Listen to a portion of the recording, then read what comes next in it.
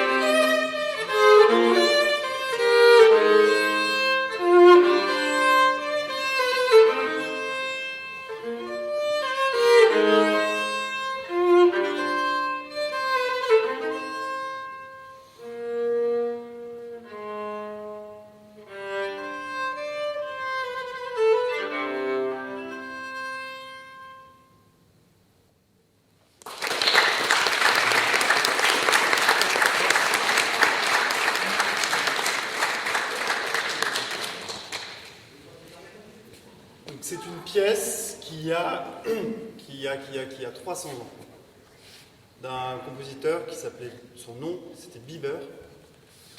Donc il a vécu entre la moitié, il est né en 1644, il est mort en 1704.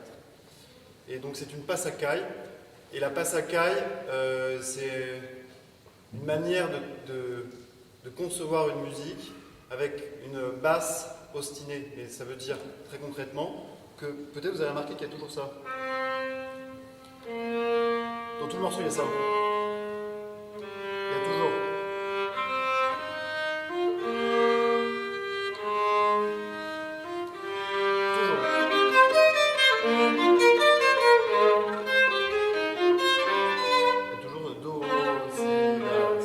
Pendant 7 minutes, avec ces 4 notes, il arrive à créer une musique que je trouve moi magnifique. Et pas seulement moi, puisqu'elle a traversé l'histoire, donc souvent les grandes œuvres sont repérées par le fait qu'elles traversent justement là, des centaines d'années, et qu'elles sont transmises comme ça grâce à l'écrit, à la partition, grâce à la faculté de pouvoir écrire les notes. Et sinon, voilà, tout autour, il ornemente. Avec des espèces de variations. Voilà. Donc cette pièce-là, elle a été composée avant la naissance du quatuor à cordes. Le quatuor à cordes, il est né avec un compositeur autrichien qui s'appelait Joseph Haydn. Et à sa suite, Mozart, Beethoven et beaucoup d'autres compositeurs. Il est né dans la deuxième moitié du XVIIIe siècle. Au départ, c'est une musique de salon. C'est pas une musique de concert en fait. Pas de concert dans les grandes salles. On joue dans les salons aristocratiques. Les nobles qui en ont les moyens commandent des œuvres à des compositeurs.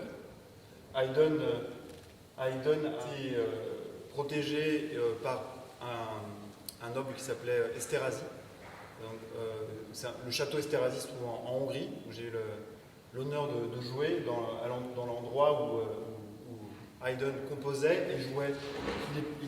C'est l'un des musiciens là.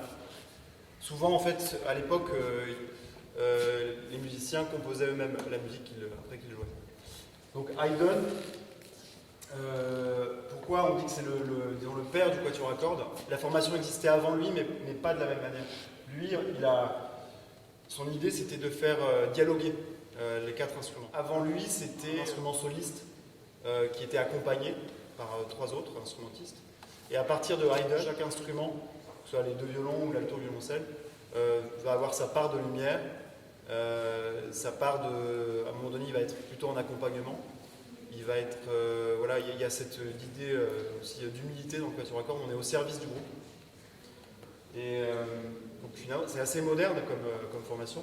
Donc 2 violons, un alto, un violoncelle. Donc moi je joue de l'alto. L'alto, vous voyez peut-être, c'est pas évident, mais c'est un peu plus grand que le violon. Le violon, l'alto et le violoncelle font partie de la même famille, et la contrebasse aussi. Des instruments à cordes, mais est-ce que vous savez la spécificité? Parce qu'il y a plein d'instruments à cordes, il y a la guitare, bien sûr, le ukulélé. Oui?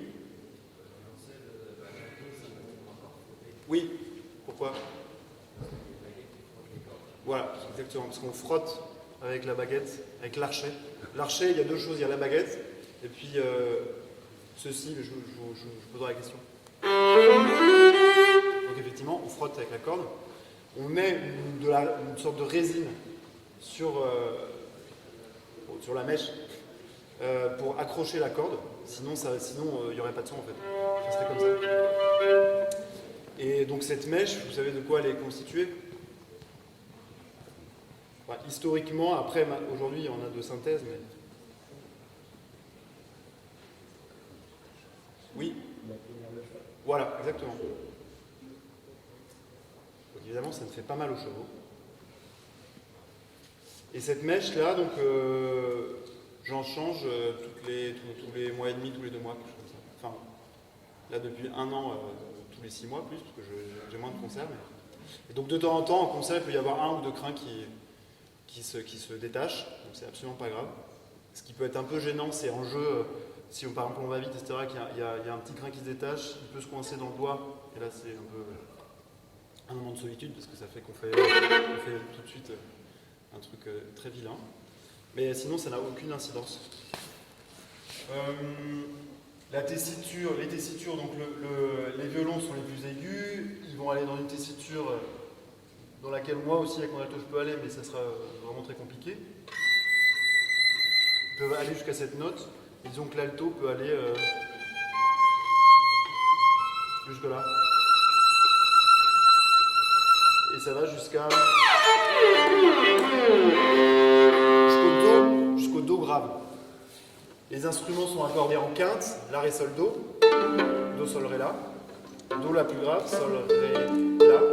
Le violon a une corde en plus dans l'aigu, qui est la corde de mi, et une corde en moins dans le grave. Il n'a pas cette corde de do. Et c'est cette corde de do qui fait la spécificité de l'alto. Donc je vous ai parlé de Haydn comme qui est considéré comme le père du quatuor.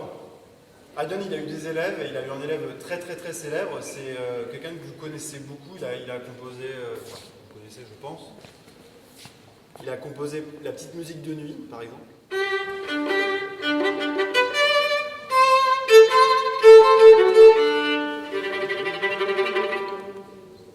C'est qui? Qui? C'est Mozart. J'ai entendu Mozart? Ou pas? Ouais, la petite musique de nuit, c'est Mozart. Il a écrit plein d'autres choses. Et notamment, il a écrit beaucoup de quatuors à cordes. Et donc, c'était effectivement l'élève de Haydn. Et ensuite, un autre élève de Haydn, qui est plus jeune que Mozart, qui est aussi l'un des plus grands compositeurs de la musique. Et lui, il a écrit...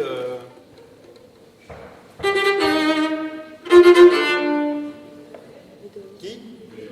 Beethoven. Voilà, ça c'est l'intro extrêmement bien jouée de la 5e symphonie. Et Beethoven, il a écrit beaucoup de quatuors à cordes qui comptent parmi les plus grands chefs-d'œuvre de la musique classique occidentale. Et grâce à ces 3 compositeurs, en fait, le genre était vraiment à la fois né grâce à Haydn, mais assis et reconnu grâce à Mozart, à la suite de Haydn, Mozart et Beethoven. Et après, tous les grands compositeurs ont voulu écrire pour cette formation-là. Maintenant, je vais vous jouer un petit extrait. Alors, c'est une nouvelle expérience pour moi. Donc, je suis tout seul, je n'ai pas mes collègues, mais j'ai une enceinte. Et donc, ce que je voudrais vous montrer là, c'est la partie que j'ai dans un quatuor de Beethoven, l'opus 18 numéro 1, c'est la manière de les classifier. Et c'est le mouvement lent. Et Beethoven s'est inspiré, parce que ça arrive que les compositeurs s'inspirent d'œuvres d'autres arts. Et là, c'est la littérature et le théâtre, et c'est Shakespeare, et c'est Roméo et Juliette. Donc Beethoven, il a en tête la scène du tombeau de Roméo et Juliette.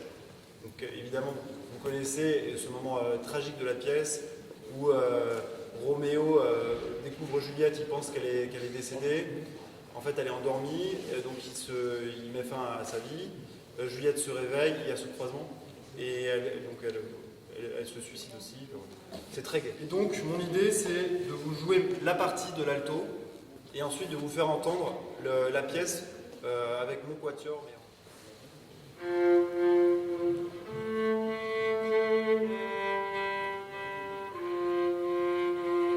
Là, par exemple, mon rôle, c'est vraiment d'accompagner. Vous verrez, il y a une mélodie par-dessus.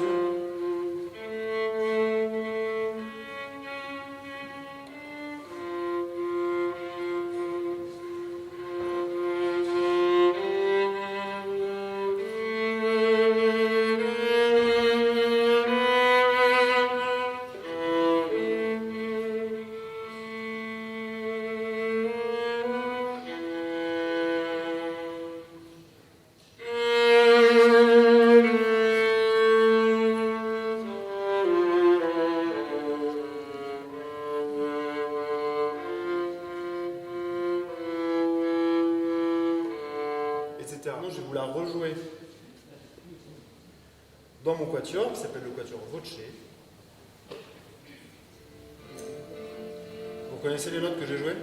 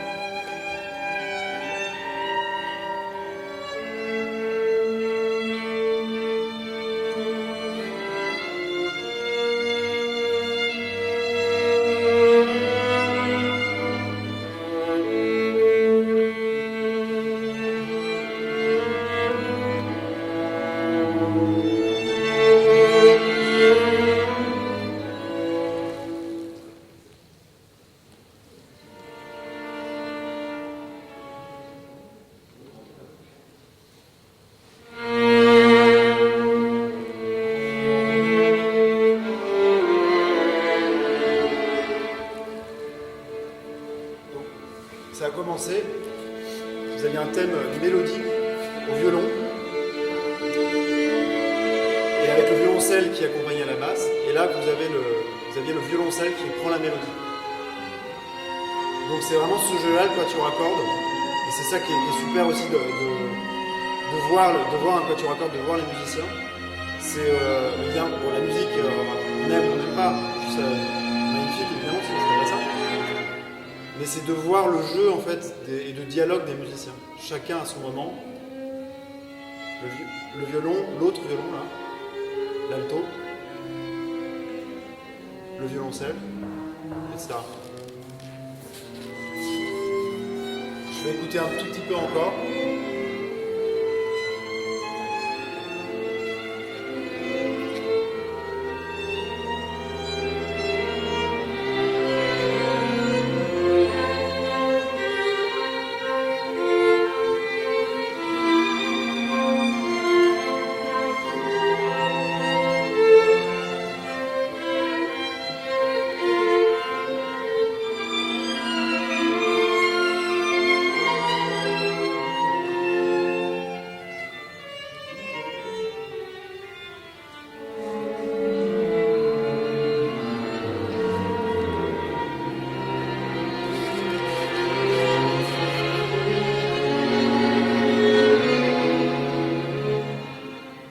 Etc. Donc là, on est dans les quatuors de Beethoven. Il en a écrit 16. Et vous connaissez des choses de la vie de Beethoven qui sont marquantes. À un moment donné, il y a quelque chose qui lui est arrivé dans sa vie qui aurait laissé imaginer qu'il ne pourrait plus jamais être musicien. Qu'est-ce qui est hyper important quand on est musicien? Il est devenu sourd. Il est devenu sourd, donc évidemment ça l'a énormément handicapé et ça a fait que dans sa vie sociale, il a arrêté de plus en plus de voir des gens. C'était quelqu'un qui était un très grand pianiste. Jusqu'à 30 ans, on l'invitait dans tous les salons qui comptaient. Il avait ses entrées partout. Et à partir de 30 ans, il commence à avoir des signes de surdité. Et pour lui, c'est dramatique. Et plutôt que de terminer sa vie de créateur à ce moment-là, au contraire, il développe un monde intérieur. Il n'entend plus rien, donc il invente une musique qu'il entend à l'intérieur de lui-même. Et à partir de là, il va développer des styles de musique dans la musique classique occidentale qui sont majeurs dans l'histoire de la musique. C'est-à-dire qu'il fait le lien entre la première pièce que je vous ai jouée, c'est la période baroque. Là, ce que je viens de vous jouer, donc, avec mes collègues virtuels, c'est un de ses premiers quatuors, on est en 1800. Et lui, il va composer jusqu'à sa mort en 1828. Et il va embrasser les idées de la Révolution. Donc, vous avez dû étudier la période romantique, l'explosion du sujet, les héros romantiques, etc. Lui, il est un des précurseurs.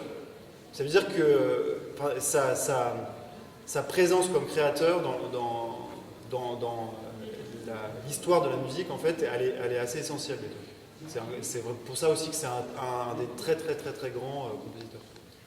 Pour le quatuor à cordes, mais pour la musique classique occidentale en général.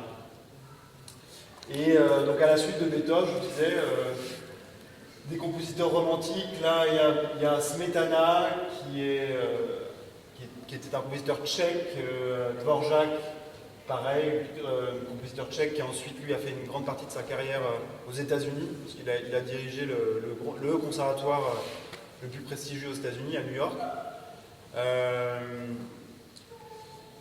Il y en a tchèque, Ravel, qui est un compositeur français que vous connaissez, j'imagine, pour le boléro au moins. Ravel, il a écrit un magnifique quatuor à cordes. Là, donc, avec Ravel, on est au début du XXe siècle.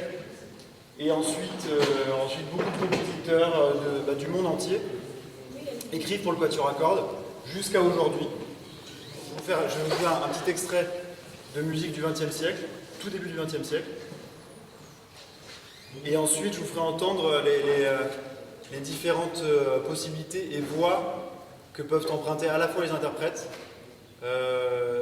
donc les musiciens, et les compositeurs, et les transversalités possibles, avec les musiques actuelles, les musiques du monde, etc.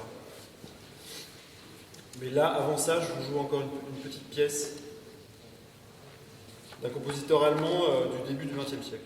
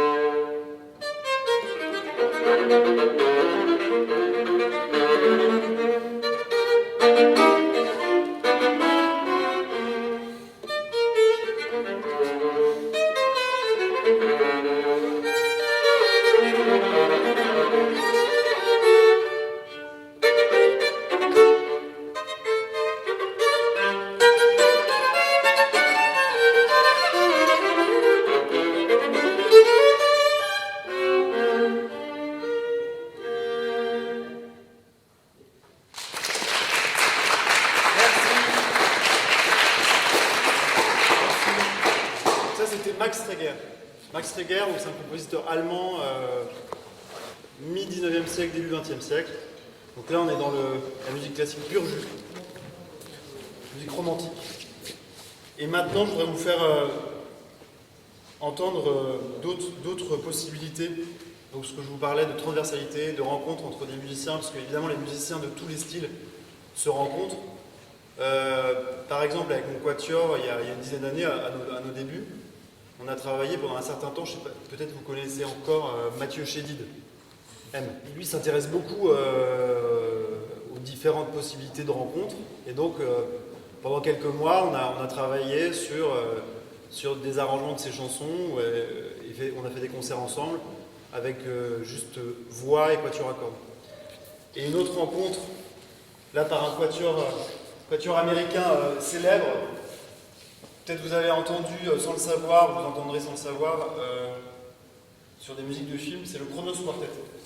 Et le Kronos Quartet, entre autres rencontres, il s'est intéressé, ce quatuor, aux musiques du monde.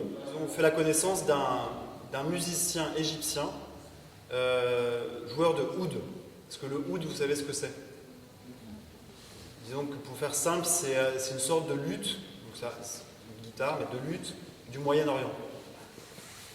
Et ce que je trouve exceptionnel dans cette rencontre entre le quatuor à cordes, donc la musique classique occidentale, et ce joueur de oud qui représentait donc la musique classique du Moyen-Orient, c'est la naissance d'une pièce en commun.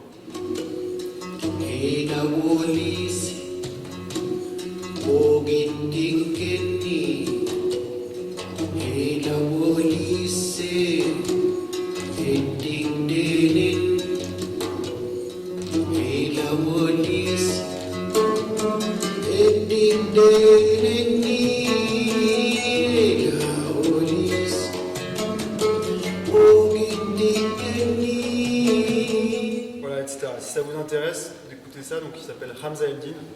Là, tout ce que je vous fais entendre, c'est sur Spotify ou Deezer, c'est pareil. Mais sur YouTube aussi, vous pouvez trouver facilement. Et donc, ce que je voulais faire là, c'est comme ce que j'ai fait tout à l'heure avec le quatuor de Beethoven, c'est vous jouer un petit extrait d'une pièce que donc Hamza Eldin a écrite, et avec la rencontre de ce quatuor à cordes, ils ont conçu une pièce pour le quatuor à cordes. Le quatuor à cordes, il joue un peu comme un oud. Donc, je vous joue un extrait, tout seul, et ensuite, par mon quatuor, donc un enregistrement qu'on a réalisé il y a quelques années.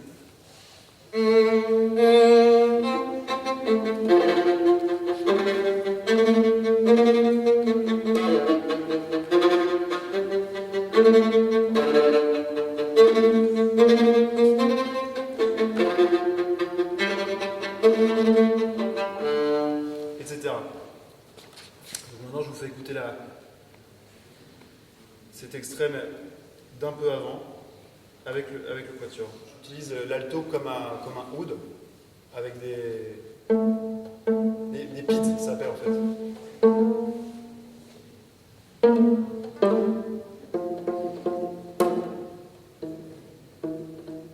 Voilà. La pièce s'appelle Escalais. Ça veut dire la roue à eau. Ça parle de son village natal, dans le désert nubien, donc en Égypte, qui a été... L'histoire, elle est triste parce que son village a été évacué parce qu'il y avait une retenue d'eau, une histoire de construction de barrage. En fait, son village a été englouti par les eaux. Donc là, il a écrit cette pièce, il souhaitait parler de cette histoire, et lui parlait de cette roue à eau qui est une manière ancestrale d'irriguer les zones arides, où en fait c'est un animal, un âne ou un bœuf qui fait tourner la roue.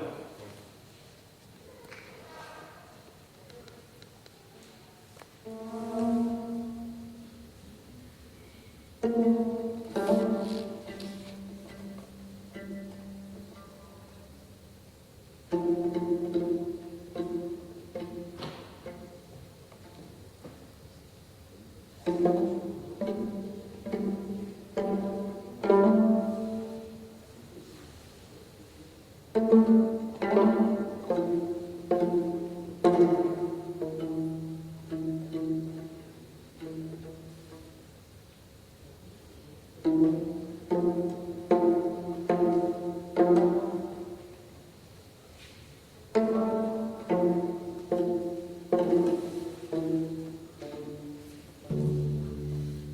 là, c'est violoncelle qui prend la suite.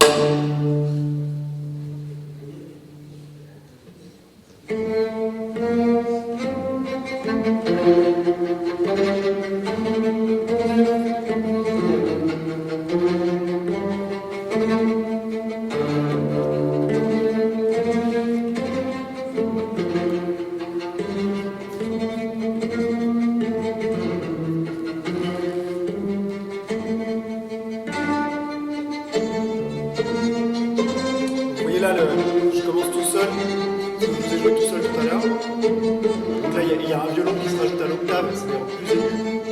Là, il y a deux instruments qui jouent la même chose. Et le violoncelle et l'autre violon qui jouent les pieds.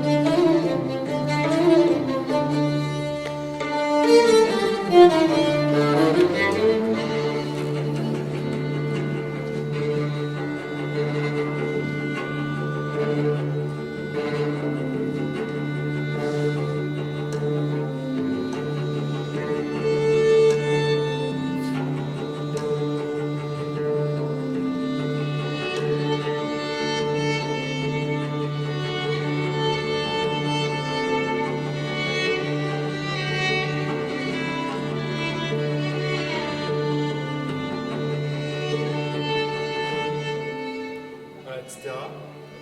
Je la laisse en fond, la musique. Voilà, moi ce que je trouve extraordinaire dans cette formation, le quatuor à cordes, c'est qu'on part du milieu du XVIIIe siècle avec Haydn et qu'on peut aujourd'hui arriver avec ces échanges-là, tout ça par l'écrit, grâce à l'écriture, et de pouvoir rapprocher des styles musicaux, ce qui fait que moi évidemment, je ne sais pas jouer la musique du Moyen-Orient, mais grâce à des grands musiciens voilà, là, Hamza el-Din, la possibilité, encore une fois, écrire ces notes-là, cette manière de jouer, ça fait qu'on se rapproche de cet univers-là. Et évidemment, la musique, c'est pas une langue, mais ça permet d'une certaine manière de communiquer aux quatre coins du monde. Et c'est voilà, ce que j'ai moi, notamment ce qui m'a vraiment beaucoup intéressé. Le fait de rencontrer, d'échanger, de voyager, et même quand en ce moment on peut pas trop se déplacer. Moi ça m'arrivait de jouer dans 15 pays différents. J'ai joué en Australie, j'ai joué au Japon, en Afrique.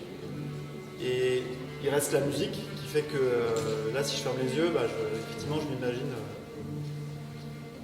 très loin. Donc n'hésitez pas, enfin si j'ai un message aussi à vous faire passer, c'est de ne pas hésiter à être curieux.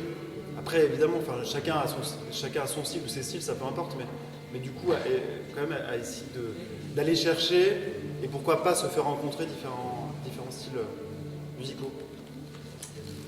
Moi j'aimerais bien du coup dans les petites 10 minutes qui restent là, échanger si vous avez déjà des questions. À quel âge vous avez commencé? Pourquoi vous avez choisi? Oui? Ça? C'est comme on est en 2021 maintenant. Du coup, avant j'avais des partitions parfois avec 2-3 feuilles. Donc mes mains elles sont occupées évidemment, donc c'est difficile de tourner. Et du coup il y a ce système là avec c'est une pédale en fait. Donc ça permet de. Bon là elle marche plus. Mais elle s'est arrêtée pendant le jeu. Il doit y avoir plus avoir de pile.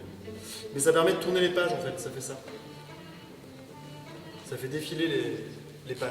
Donc ça j'avoue que c'est hyper pratique, notamment l'été. Parce que l'été on joue dehors. Et dehors des fois il y a du vent. Et parfois c'est juste la cata parce que les partitions s'envolent. Donc du coup on n'a aucun souci. Je ne veux pas faire le vendeur de ce matériel, mais voilà. Est-ce que vous avez d'autres questions? Oui. Vous avez commencé à quel âge à jouer de la flûte? Alors merci pour la question. J'ai commencé quand j'avais 7 ans. Mes parents ne sont pas musiciens. J'ai 2 grands frères qui ont commencé la musique avant moi et je pense que, avec les souvenirs que j'ai à cet âge-là, je pense que je voulais jouer comme eux. Et voilà. Et donc j'ai pas vraiment choisi l'alto. Je pense que j'ai un frère qui jouait du violon, donc je pense que je voulais faire pareil, parce que pour moi il n'y avait pas de différence. Mais du coup, effectivement, comme je vous disais tout à l'heure, le choix de cet instrument, c'est venu. J'étais vraiment très heureux de jouer cet instrument, je pense que quand j'avais 12, 13 ans, 14 ans peut-être. Et j'ai voulu être musicien quand j'avais 15 ans, je pense dans vos âges. Avant j'apprenais l'alto comme j'allais à l'école. La chose, c'est que je savais que potentiellement je pouvais voyager avec ça, avec la musique, et ça, pour le coup, oui, ça m'a motivé. Oui? Ah ah! Tu veux savoir mon âge? Ça fait 33 ans, parce que j'ai 40 ans. Voilà. D'autres questions? Ah, j'ai pas du tout parlé de Ceci n'est pas un tango. Alors, Ceci n'est pas un tango, c'est un peu c'est notre nouveau projet avec le Quatuor Voce. On est là. Avec Cécile, Sarah et Lydia. Effectivement, on a toujours voulu explorer un peu et sortir un peu de notre univers. Parce que moi, j'ai appris à 7 ans, c'était la musique classique. Et moi, j'adore la musique classique. Ça fait partie de ma culture, c'est mon histoire. Mais ce qui m'a plu, c'est d'aller chercher d'autres choses aussi dans d'autres musiques. Et c'est vrai qu'avec le Quatuor Voce, on a développé ça. C'était aussi notre manière d'aller vers les gens. Parce que moi, j'ai fait mes études dans général. Parce qu'il y a des spécialités quand on fait de la musique ou de la danse ou du sport, des classes à horaires aménagées. Et moi, j'étais entouré donc de copains et de copines qui étaient pas du tout musiciens. Et bon, la musique classique, je pense que c'est un peu comme vous, c'est-à-dire vous en avez peut-être entendu parler, peut-être vous avez entendu, peut-être parmi vous il y en a que ça intéresse ou ça passionne même, mais c'est rare, disons. Et du coup, assez vite, ça m'a fait réfléchir de comment je pouvais partager ça, parce que mon idée, c'est quand même de jouer devant des gens que ça intéresse.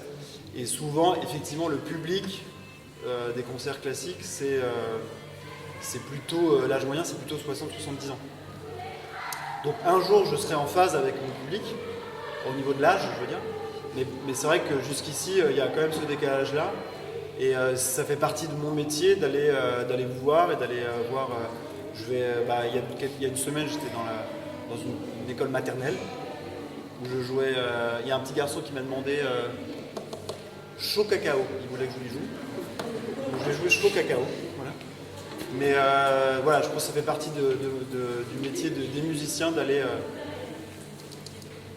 parler de la musique, des musiques, etc. Et donc, j'ai toujours pas parlé de Ceci n'est pas un tango. Ceci n'est pas un tango, donc c'est autour du tango bien sûr, on sera entouré, le Quatuor Voce, d'un professionnel du tango, un joueur de bandoneon. Le bandoneon, c'est l'instrument phare de l'Argentine, du tango argentin. Et si vous ne savez pas ce que c'est magnifique comme instrument.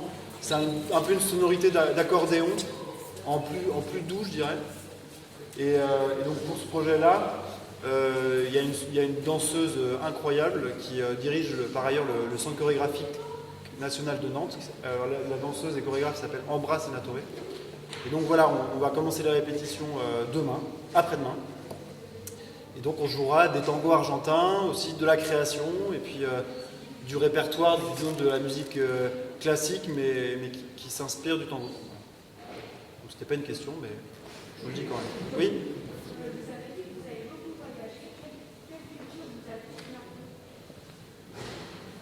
Alors, je dirais, d'une part, au tout début du Quatuor, on a fait un voyage en Amérique centrale qui m'a vraiment marqué, parce que les concerts qu'on donnait étaient gratuits, et il y avait énormément de monde, mais alors, les gens ne savaient pas comment se comporter, et ça c'est pas grave du tout, hein, parce que quand on ne sait pas, on ne peut pas l'inventer.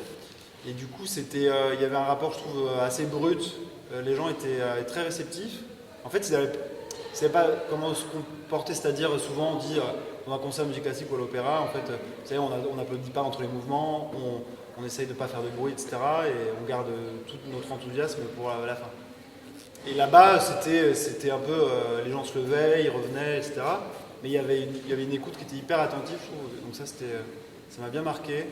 Il y a aussi, dans cette tournée, on donne souvent des masterclass, on dit, enfin des cours dès qu'on peut, d'instruments. Et là, ils jouaient sur des instruments qui n'avaient que le nom d'instrument, parce que c'était monté un peu avec les moyens, quoi, donc assez peu. Et je me souviens d'un étudiant il avait à peu près mon âge, et il avait 2 ou 3 métiers par ailleurs, et sa passion vraiment c'était, pour lui c'était l'alto. Il avait des cordes rouillées, il avait 4 crins sur sa mèche, mais quand même, voilà, il voulait faire ça. Ça, c'était assez touchant. Et après, on va souvent au Japon. Et au Japon, c'est assez impressionnant parce que, vous savez peut-être, mais en plus avec la France, il y a quelque chose d'un peu particulier d'échange entre le manga, en fait, et la musique classique. Enfin, d'ordre général, il y a la culture occidentale, elle est même la cuisine la cuisine française, c'est assez, il y a beaucoup de curiosité et d'admiration. Et effectivement, les salles de concert là-bas, elles sont archi pleines, et les gens sont super demandeurs de concerts. Et donc là, c'est assez impressionnant, effectivement. Et de l'organisation, la qualité des salles, etc. Le fait de voyager comme ça, je me suis toujours dit en revenant qu'on a de la chance d'être en France et en Europe, d'avoir la qualité de vie qu'on peut avoir, la possibilité de... Ça que je trouve incroyable, c'est qu'on a... Si on est curieux, c'est le paradis, quoi. Ici, je trouve qu'on peut assouvir notre liberté de curiosité, etc. Et c'est évidemment pas le cas partout. Est-ce que vous avez un compositeur que vous aimez plus que les autres ? Ah oui, est-ce que j'ai un compositeur favori ? Je pense que je dirais que ça dépend ce que je joue. En ce moment, ça va être Schubert. Après, bon, j'avoue, j'aime beaucoup la musique romantique, donc Schubert, Brahms, incroyable Brahms. Si vous devez écouter un quatuor à cordes par curiosité, écoutez La jeune fille et la mort de Schubert. C'est un très joli poème qui met en scène la mort, mais qui est représentée par un jeune homme très charmant, parce qu'en allemand, la mort, c'est Der Tod, donc c'est représenté par un homme. Et la jeune fille, donc c'est une jeune fille qui se fait séduire, mais en même temps qui ne veut pas, qui résiste. Et voilà. Donc le quatuor de Schubert, le mouvement lent, il est absolument dingue. Vous pouvez l'écouter par une version magnifique, par un quatuor qui s'appelle le Quatuor Voce. Voilà, Beethoven évidemment. Dès qu'on met le doigt dans l'univers du classique, évidemment il y a des choses qu'on n'aime pas, mais c'est tellement vaste, il y a 3 siècles de musique, donc en fait ça veut un peu rien dire de ne pas aimer. Si vous êtes fan de manga, de Miyazaki, vous écoutez la musique classique. Si vous êtes fan de Star Wars, vous écoutez la musique classique, puisque John Williams, C'est un des plus grands compositeurs de musique classique voilà, actuel. Même s'il écrit de la musique du 19e siècle, on écrivait au 19e siècle, c'est un très très grand compositeur. Merci d'avoir eu une écoute aussi attentive. Bonne suite à vous, bon appétit et peut-être à bientôt au club.